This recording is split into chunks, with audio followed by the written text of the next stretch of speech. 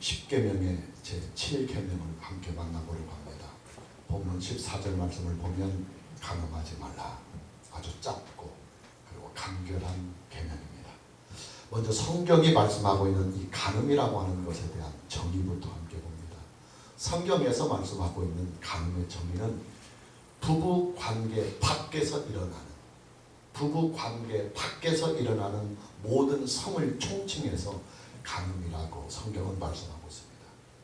이 말을 다른 말로 바꾸어 말하면 성은 부부에게만 허락된 일이다 이 말입니다. 그러니까 창세기 2장 24절 말씀을 참고 구절로 보면 이러므로 남자가 부모를 떠나 그의 아내와 합하여 둘이 한 몸을 이룰지로다. 여러분 성경은요 하나님께서 사람에게 주신 이 성을 어떻게 사용해야 하는지를 분명하게 말씀해주고 계십니다. 이러므로 남자가 부모를 떠나 그의 아내와 합하여 둘이 한 몸을 이룰지로다. 여기서 남자가 부모를 떠난다고 하는 이 말씀은 남자가 성인이 되어서 결혼을 한다 그런 말이에요. 그리고 둘이 한 몸을 이룬다 이 말은 성을 말합니다. 부부가 함께 동침을 하는 것을 말합니다. 근데 여러분 잘 보십시오. 성이라고 하는 것은 누구를 대상으로 하는 것이냐 하면 성인이 된 남자가 결혼이라고 하는 제도를 통해서 그의 아내가 된 여자와 함께 하는 것이 성입니다. 성은 부부에게만 허락된 것이요 성은 부부에게만 주신 하나님의 선물이요 축복이다 이 말입니다. 그러나 여러분 성이라고 하는 것은요 남자와 여자가 성인이 되었을 때 결혼이라고 하는 적법한 절차를 통해서만 허락이 되는 것입니다. 이 말씀을 가지고 유추를 해보면 아직 성인이 되지 못한 사람은 성을 사용해서는 안 됩니다. 부부가 아니면 성을 사용해서는 안 됩니다. 그리고 성은 반드시 남자와 여자가 하는 일입니다. 동성끼리의 결혼이나 동성끼리의 성은 허락이 되지 않습니다. 이것이 바로 인간을 창조하신 하나님께서 창조자의 권위와 창조자의 자격을 가지고 인간에게 주신 성의 법입니다. 당연히 이 법을 어기면 창조자의 법을 어긴 죄악이기 때문에 창조자가 내리치는 형벌과 심판이 있습니다. 물론 간음죄는 용서받을 수 없는 죄는 아닙니다. 성령을 회방하는 죄는 아니기 때문입니다. 그러나 간음은 하나님께서 강력하게 금지한 일을 한 죄이기 때문에 예수 그리스도 안에서 철저하게 회개를 하고 반드시 용서를 받아야 합니다. 여러분 성이라고 하는 것은요 하나님께서 인간에게 주신 귀한 축복이고 선물입니다. 인간의 성을 만드신 분은 하나님이십니다. 우리가 참고글로 창세기 2장 22절 말씀을 보면 여호와 하나님이 아담에게 취하신 그 갈빗대로 여자를 만드시고 그를 아담에게로 이끌어 오시니 그랬습니다. 여러분 하나님은요 남자를 먼저 만드신 후에 그 남자의 갈빗대를 취하여서 여자를 만들었습니다. 남자의 성과 여자의 성을 만드신 분은 바로 하나님이십니다. 이뿐만이 아닙니다. 남자와 여자를 만드신 하나님은 그 남자와 여자의 중매까지도 함께 직접 하셨습니다. 다시 창세기 2장 22절 말씀을 참고 구절로 보면 여호와 하나님이 아담에게서 취하신 그 갈빗대로 여자를 만드시고 그를 아담에게로 이끌어 오셨다고 했습니다. 우리의 정서대로 표현하면 하나님께서 아담과 하와의 중매를 서셨다 그런 말씀이에요. 그 중매의 결과는 대만족이었습니다. 우리가 계속해서 창세기 2장 23절 말씀을 참고 구절로 보면 아담이 이르되 이는 내 뼈 중에 뼈요 살 중에 살이라. 이것을 남자에게서 취하여서 여자라 부르리라. 여자를 본 아담 즉 남자의 사랑의 고백입니다. 이는 내 뼈 중에 뼈요 살 중에 살이라. 이제부터 당신과 나는 하나입니다. 내가 곧 당신이고 당신이 곧 나입니다 하는 사랑의 고백인 것입니다. 하나님의 충매는 곧 남자와 여자의 결혼으로 이어집니다. 하나님은 아담과 하와의 주례자가 되셔서 직접 아담과 하와의 결혼까지도 직접 주례를 서십니다. 계속해서 창세기 2장 24절 말씀을 참고 구절로 보면 이러므로 남자가 부모를 떠나 그의 아내와 합하여 둘이 한 몸을 이룰지로다. 하나님은 주례사를 하셨어요. 그리고 그 주례사를 통해서 아담과 하와 부부에게 성을 축복으로 주십니다. 이제부터 아담과 하와 부부는 서로 몸이 하나가 되는 성의 축복을 누리게 되었습니다. 하나님께서 아담과 하와 부부에게 주신 성의 축복은 부부의 사랑을 앞으로 더욱 연결어가게 할 것입니다. 그리고 이 부부의 성은 앞으로 사랑의 열매인 자녀를 생산하게 될 것입니다. 여러분, 부부의 성은요, 거룩하고 순결한 것입니다. 그리고 하나님께서 만드신 것이고 하나님께서 부부에게 선물로 복으로 주신 것입니다. 그리고 여러분, 성 그 자체를 불결하게 보거나 성 그 자체를 창피하게 생각하는 것은 성경적인 것이 아닙니다. 성은 하나님께서 남자와 여자에게 주시는 큰 선물이고 그리고 축복입니다. 단 조건이 있습니다. 첫째, 부부만이 할 수 있다. 그리고 둘째, 성인이 돼서 할 수 있다. 그리고 셋째, 남자와 여자, 즉 이성끼리 할 수 있다 하는 조건이 있습니다. 이 세 가지의 조건을 다 함께 충족하지 못하는 성은 간음입니다. 죄입니다. 그리고 회개하고 그리고 단절해야 합니다. 여러분, 하나님은요, 과거에 집착하는 분이 아닙니다. 우리의 과거의 죄를 가지고 발목을 붙잡는 분이 아니십니다. 다만 과거의 죄악이 용서를 받으려면 회개를 하고 그리고 그 죄를 끊어야 합니다. 예수님은 현장에서 간음을 하다 붙잡힌 여자를 향하여 이렇게 말씀하십니다. 장로구절로 요한복음 8장 11절 말씀을 보면 대답하되 주여 없나이다.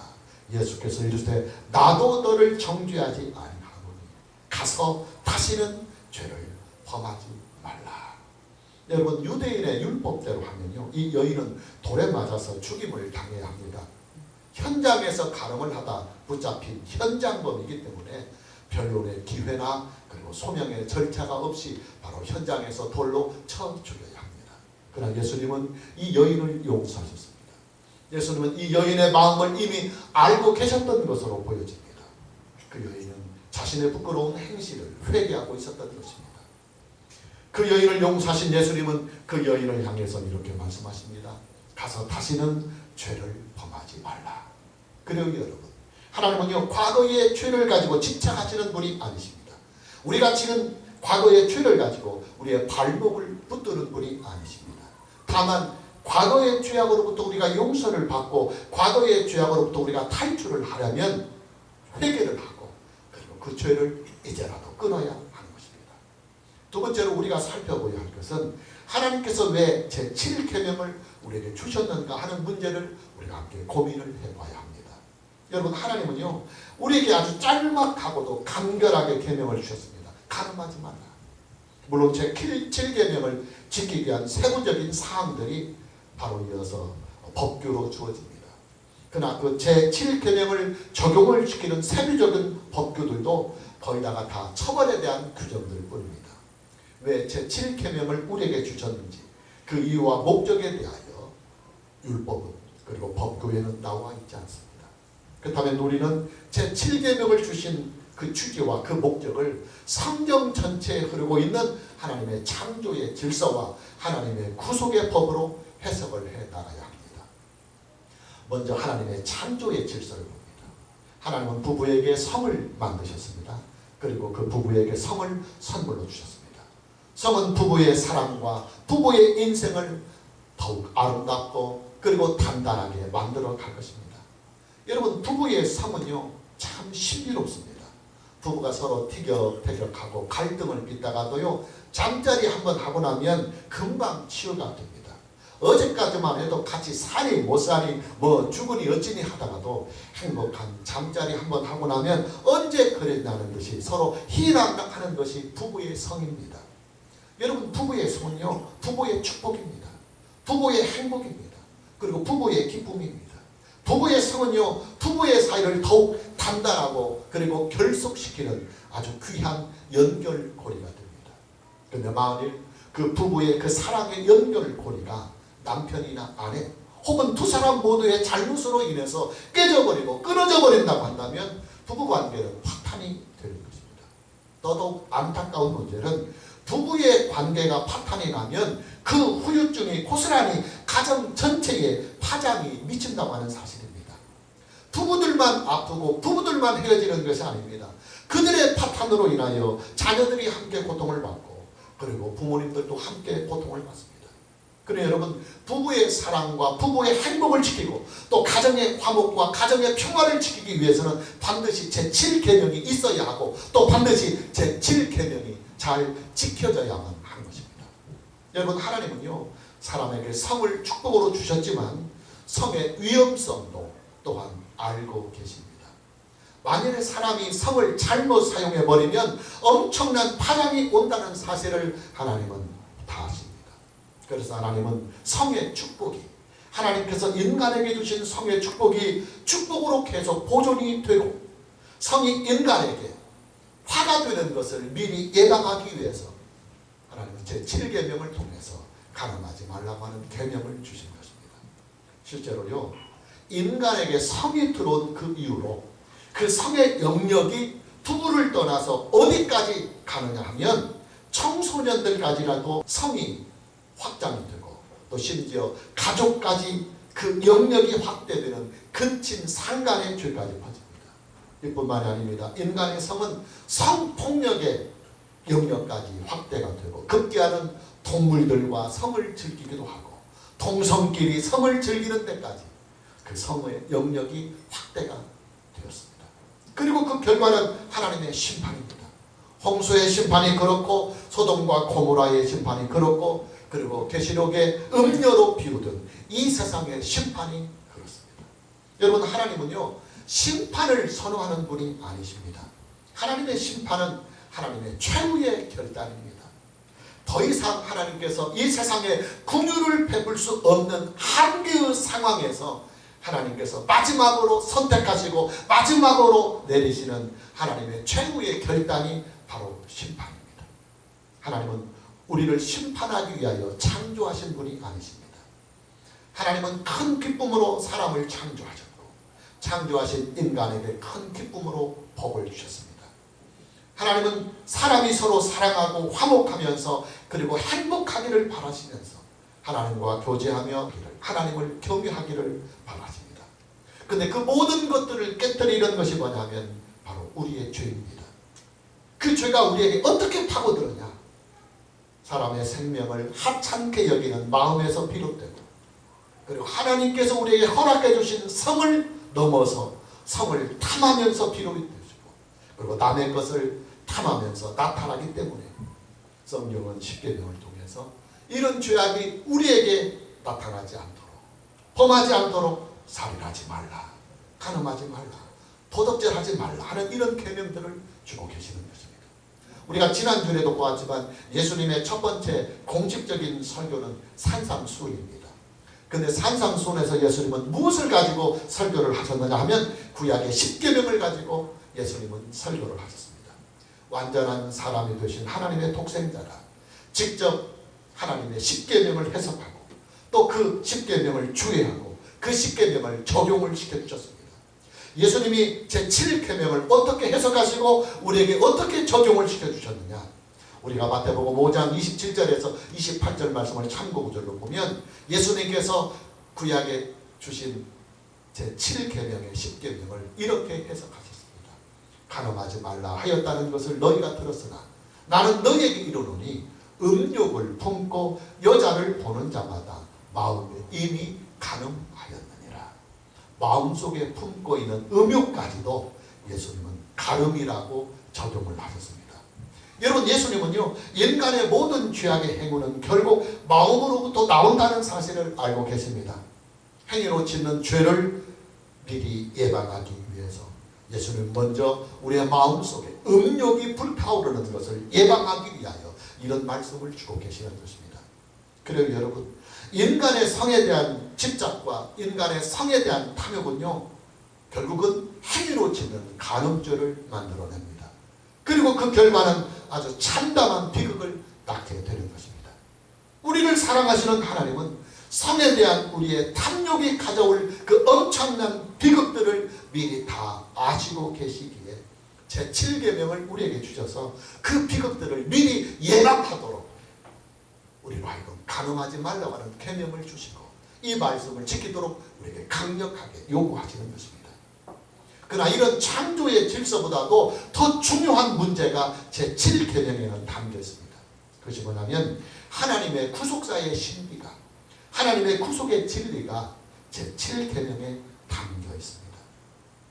우리가 참고구절로 에베소서 5장 31절에서 32절 말씀을 봅니다. 그러므로 사람이 부모를 떠나 그의 아내와 합하여 그 둘이 한 육체가 될지니 이 비밀이 그도다. 나는 그리스도와 교회에 대하여 말하노라. 여러분, 신약성경은요, 예수 그리스도와 교회의 관계를 부부의 관계로 비유하고 있습니다. 예수 그리스도와 교회의 비밀이 바로 부부의 관계에 숨겨 있다고 성경은 말씀하고 있습니다. 이 말씀을 바꾸어 말하면 우리가 부부 관계를 제대로 알고 부부 관계를 제대로 이해하면 하나님의 구속의 진리를 아주 정확하게 알 수 있고 또 풍성하게 누릴 수 있다는 말입니다. 하나님은 여자를 만드실 때 아담의 갈빗대를 취하여 여자를 만드셨습니다. 하나님은 여자를 만드시기 위하여 그의 남편인 아담의 갈빗대를 취하셨습니다. 당연히 아담은 피를 흘렸습니다. 배가 갈라지고 갈빗대가 떨어져 나가는 아픔과 그리고 상처를 받았습니다. 하나님은 여자를 그렇게 만들었습니다. 그리고 그 여자를 아담에게 중매하셔서 아담과 결혼을 시켰습니다. 아담과 여자는 결혼을 통해서 둘이 한 몸이 되었습니다. 예수님은 제2 아담으로 이 세상에 오셨습니다. 제1 아담은 자신을 포함해서 그의 모든 후손들에게 죄를 낳고 그리고 죽음을 선고해 주었지만 제2 아담으로 오신 예수 그리스도는 제1 아담의 죄를 구속해 주시고 그리고 그를 믿는 모든 자들에게 영원한 생명을 주십니다. 예수님이 어떻게 아담의 죄를 구속하셨느냐? 십자가의 형벌로 피를 흘리시고 온몸에 상처를 입으시고 마침내 자기의 생명을 속죄의 제물로 드려서 아담의 죄를 구속해 주셨습니다. 그리고 예수님의 구속의 열매가 역사 속에서 이 지구상에서 나타나기 시작합니다. 그런데 이 지구상에 나타나는 예수 그리스도의 구속의 열매가 무엇이냐면 바로 이 땅에 세워지는 예수 그리스도의 몸 되신 교회입니다. 여러분, 이 땅에 존재하는 예수 그리스도의 모든 교회는요, 예수님의 구속의 열매입니다. 예수님의 피와 예수님의 상처와 예수님의 구속으로 말미암아 만들어진 교회입니다. 예수님은 구속의 열매로 세워진 그리스도의 몸된 교회를 자기의 신부로 삼아주셨습니다. 교회는 그래서 예수 그리스도의 신부가 되는 것입니다. 여러분, 하나님께서 아담의 신부를 어떻게 만드셨습니까? 아담의 배를 가르고 아담의 피를 흘리고 아담의 몸에 상처를 만들어서 아담의 갈빗대를 취하여서 아담의 신부인 하와를 만드셨습니다. 그렇게 아담과 하와는 원칙적으로 한 몸입니다. 한 몸에서 아담과 하와가 만들어졌습니다. 원칙적으로 아담과 하와는 한 몸이기 때문에 아담과 하와는 동침을 할 수가 있습니다. 둘이 몸을 섞으면서 성을 함께 나눌 수가 있는 것입니다. 여러분, 이것이 바로 부부의 신비입니다. 여러분, 부부는요, 이 세상에서 성을 나눌 수 있는 유일한 관계입니다. 부부는요, 두 사람이 한 몸을 이룰 수 있는 유일한 관계입니다. 부부의 몸은 원칙적으로 처음부터 하나였습니다. 처음부터 하나였던 몸이 결혼을 통해서 실제적으로 한 몸을 이루는 것입니다. 그런데 여러분, 아담의 신분 하와가 만들어지는 과정을 보면요, 남편인 아담이 피를 흘렸습니다. 배가 갈라지는 깊은 상처를 받았습니다. 그리고 마침내는 갈빗대 하나가 부러져 나갔습니다. 여러분, 예수 그리스도의 신부인 교회가 이 땅에 세워지는 과정을 보면요, 교회의 남편이신 예수 그리스도께서 십자가에서 피를 흘리셨습니다. 그리고 온몸이 터지고 찢겨지는 상처를 입었습니다. 그리고 마침내는 죽임을 당하셨습니다. 예수님은요, 자기의 피로서 교회를 세우셨습니다. 교회는 오직 예수 그리스도의 피로서 세워진 그리스도의 몸 되신 교회입니다. 예수님과 교회는 부부의 관계입니다. 예수님이 신랑이고 교회는 그의 신부입니다. 그러기에 예수님과 교회는 한 몸을 이룰 수가 있어요. 예수님과 교회는 부부이기 때문에 한 몸을 이룰 수가 있는 것입니다. 성경은 예수님은 교회의 머리시며 또한 그의 신부인 교회는 예수님의 몸이라고 말씀하고 있습니다. 여러분, 머리와 몸은요, 한 몸입니다. 분리가 될 수 없는 한 몸입니다. 그러기에 교회에게는 그리스도의 영광이 있습니다. 교회에게는 그리스도의 능력이 있고 교회에게는 그리스도의 권세가 있는 것입니다. 여러분, 평범한 한 여자가요 왕과 결혼을 하면요 그때부터 그 여자는 왕비가 됩니다. 왕의 권세와 왕의 능력과 왕의 영광을 왕비도 함께 누리게 됩니다. 또 예수님과 결혼을 한 교회는 만왕의 왕이요 만주의 주님이 되시는 예수 그리스도의 권세와 예수 그리스도의 위엄과 예수 그리스도의 영광을 그리스도의 신부된 교회는 함께 누립니다. 이것이 바로 부부 관계가 가지고 있는 놀라운 구속의 신비입니다. 그런데 여러분, 예수 그리스도의 신부가 된 교회가 간음을 한다고 해봅시다. 남편인 예수님이 버젓하게 있음에도 불구하고 외간 남자인 우상을 섬기고 외간 남자인 이 세상과 점을 통한다고 해봅시다. 여러분, 교회가 바람을 피우고 교회가 간음을 하면요 하나님의 구속자는 그야말로 치명적인 상처를 입게 되는 것입니다. 그래서 간음을 하지 말라 하는 제7계명이 주어지는 것입니다. 이스라엘은 하나님의 신부이기 때문에 하나님 이외의 다른 신들이나 우상들과 간음을 해서는 안 된다. 그리스도의 신부된 교회는 남편인 예수 그리스도를 놓고 다른 남자와 간음을 하면 안 된다고 하는 것입니다.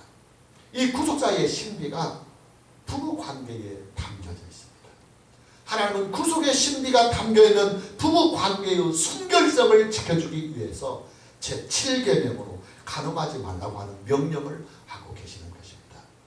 여러분, 부부의 관계는요 예수 그리스도와 교회의 관계를 바라보게 하는 거울입니다. 부부의 행복과 부부의 사랑과 부부의 하나됨을 통해서 하나님은 우리에게 예수 그리스도 안에 있는 구속의 복음을 바라보게 하십니다. 그러기에 우리는 부부의 관계를 행복하게 잘 유지하고 또 행복하게 잘 발전을 시켜가야 하는 것입니다. 마무리합니다. 여러분, 제7계명은 이 계명으로 사람을 죽이고 사람을 묶으려고 주시는 계명이 아닙니다. 하나님께서 우리를 살려주시려고 살리시려고 주신 생명의 법입니다. 우리의 영혼을 살리고 부부를 살리고 가정을 살리고 국가를 살리고 교회를 살리기 위하여 주신 하나님의 법이고 하나님의 생명의 계명입니다. 따라서 우리가 이 제7계명을 잘 지키면 우리의 영혼이 삽니다. 우리의 신앙이 삽니다. 부부가 살고 가정이 살고 국가가 살고 사회가 살고 교회가 살아납니다. 과거를 묻는 것이 아닙니다. 어차피 과거라고 하는 것은 돌이킬 수 없는 일입니다. 돌아갈 수 없는 길입니다. 중요한 것은 현재와 미래입니다. 이제부터라도 우리는 제7계명을 잘 지켜야 합니다. 오늘 저와 여러분 모두에게 앞으로의 인생에 제7계명을 잘 지키는 은혜가 있기를 주님의 이름으로 축복합니다. 찬양합니다.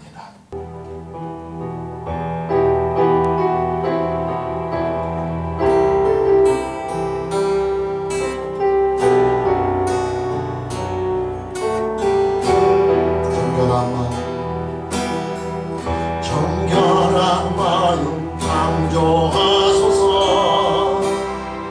주여 오 주여 정직한 영 새롭게 하소서.